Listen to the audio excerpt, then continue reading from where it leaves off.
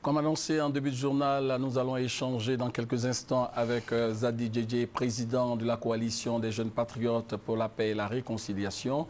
Nous parlerons de la contribution de son organisation de jeunes dans le processus de paix en Côte d'Ivoire. Il est sur notre plateau. Bonsoir. Bonsoir, monsieur. Et merci d'avoir accepté notre invitation. Merci. Vous avez animé un meeting le samedi dernier dans la commune de Yopougon. Nous allons voir le compte-rendu de notre reporter et nous allons parler. Ok. La coalition de la jeunesse patriotique pour la paix et la réconciliation nationale en meeting de sensibilisation sur la paix et la réconciliation à la place CP1 de Yopougon-Sikoji. Zadi Djedje, le président de la coalition, à travers ce meeting, entend amener la jeunesse de Yopougon à s'inscrire résolument dans le processus de réconciliation nationale prôné par le président de la République, Alassane Ouattara. Pour lui, il est temps de mettre fin au projet de déstabilisation de la Côte d'Ivoire et promouvoir des valeurs comme l'unité et la solidarité, socle de tout développement durable.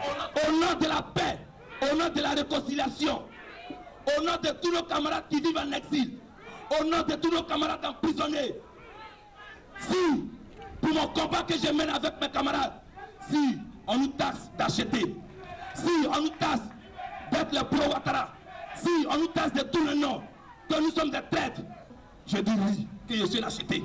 C'est pas dans l'arrogance, c'est pas dans la violence, c'est pas dans la haine que nous allons régler nos problèmes. Ceux qui sont au pouvoir et nous, nous avons quelque chose en commun. Ce qu'on a en commun, c'est la Côte d'Ivoire. Zadi Djedje a profité de l'occasion pour relever les difficultés de la jeunesse ivoirienne. Difficultés qui se résument essentiellement au chômage. Il a donc souhaité que des décisions soient prises dans ce sens afin de les occuper sainement. L'honorable Oula Priva, représentant le ministre d'État, ministre de l'Intérieur Ahmed Bakayoko, a rassuré les jeunes de Yopougon que le message sera fidèlement transmis au ministre d'État, ministre de l'Intérieur. Cependant, il les a invités à rester mobilisés pour la paix en Côte d'Ivoire en poursuivant les campagnes de sensibilisation à la réconciliation. Des propos soutenus par le maire de Yopougon, Yao Bertin, qui s'est dit prêt à soutenir les jeunes qui ont des projets d'entrepreneuriat. La coalition de la jeunesse patriotique pour la paix et la réconciliation entend poursuivre ses tournées afin d'amener toute la population ivoirienne à adhérer au processus de réconciliation nationale. Alors, M. Djedje est sur notre plateau. Pourquoi avez-vous choisi d'opter pour la réconciliation, le processus de paix? Merci bien, monsieur David Mobio. Je voudrais saluer les Ivoiriens. Je voudrais dire la crise post-électorale qui a secoué notre pays m'a donné des leçons. Il était important pour moi, en tant qu'un gbagboïste, en tant qu'un leader d'opinion, de demander à tous mes camarades pro-Gbagbo, de demander à tous les patriotes d'accepter la main tendue du président Alassane Ouattara. Je le répète pour dire, la réalité en Côte d'Ivoire, nous les jeunes patriotes, le président Ouattara est au pouvoir. Qu'est-ce que les jeunes patriotes font? C'est à partir de là, j'ai pris mon bâton de pèlerin pour demander à tous les jeunes patriotes de s'inscrire résolument dans le processus de réconciliation que le président Alassane Ouattara a entamé dans notre pays. Et certains patriotes vous considèrent, vous présentent comme un traître. Oh, écoutez, David, il s'agit de la Côte d'Ivoire. Il s'agit de mon pays. Je le répète pour dire, un pays ne peut pas aller de guerre en guerre. Un pays ne peut pas aller de violence en violence. Il est important qu'on regarde l'essentiel. Il est important qu'ensemble, on parte à l'essentiel. L'essentiel pour moi, c'est de demander à tout le monde d'arrêter l'heure de la belligérance. L'heure de la belligérance est terminée. Il faut être réaliste pour apporter quelque chose à notre pays.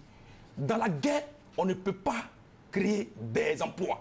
Dans la guerre, les jeunes que nous sommes, qu'est-ce qu'on nous propose dans la guerre? Dans la guerre, on ne propose rien à un être humain. Tout à fait. Voilà. Ce qu'on propose à quelqu'un, c'est lorsqu'il y a la paix dans ton pays. C'est pour cette raison, j'invite tout le monde d'aller à la paix. Ceux qui disent ouais, que je suis un vendu, je suis un traître, j'ai trahi la lutte, je n'ai pas trahi quelqu'un. Je travaille au nom de la Côte d'Ivoire. Et qu'est-ce que vous demandez en contrepartie?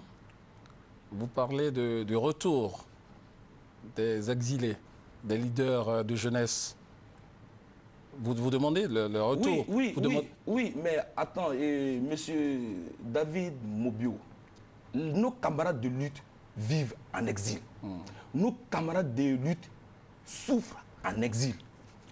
Il est important pour moi de demander au président de la République de tout faire pour que nos camarades étudiants, l'université de notre pays, les cours ont commencé à l'université. Les élèves étudiants sont en exil.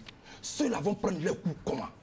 Ce n'est pas lorsque il y a la guerre dans un pays qu'un élève peut aller à l'école. Ce n'est pas lorsqu'il y a la guerre que quelqu'un peut avoir un lendemain meilleur. J'en profite sur ce plateau pour dire, cette crise qui a secoué notre pays, les Ivoiriens ont souffert. Les Ivoiriens ont été traumatisés. C'est pour cette raison que je demande à tout le monde d'aller à la paix. Mais en même temps, je demande au pouvoir de permettre à ce que nos camarades qui vivent dans la clandestinité sortent. Je demande aussi au pouvoir de permettre à ce que tous nos camarades qui vivent en exil rentrent. Parce qu'on a quelque chose en commun. Ce qu'on a en commun, c'est la Côte d'Ivoire. Il est important pour moi, au nom de la paix, au nom de la réconciliation, au nom de la stabilité dans mon pays, la Côte d'Ivoire, je suis prêt à tout. Et je suis prêt à aller chez le président Alassane Ouattara, lui demander pardon de libérer tous les prisonniers. Je suis prêt à aller demander pardon au ministre d'État Ahmed Bakayoko de permettre à ce que tous mes camarades qui sont en exil rentrent. À part la Côte d'Ivoire, mes camarades de lutte n'ont pas aidé d'autres pays. Parce qu'un jeune aspire à avoir un lendemain meilleur. Un jeune aspire à avoir un lendemain meilleur pour se prendre en charge. Mais qu'est-ce qu'on nous propose? Je propose à la jeunesse ivoirienne qu'à partir d'aujourd'hui, la Côte d'Ivoire est fatiguée. La Côte d'Ivoire est fatiguée et notre pays ne peut pas aller de guerre en guerre. C'est pour cette raison, je lance un appel à tout le monde de me rejoindre dans ce combat. Pour qu'on se mette ensemble, que tu sois du RDR, que tu sois du FPI, que tu sois du PDCI, c'est la Côte d'Ivoire qui gagne. Il faut se mettre main dans la main pour bâtir cette nation. Merci d'avoir accepté notre invitation. Merci bien, David.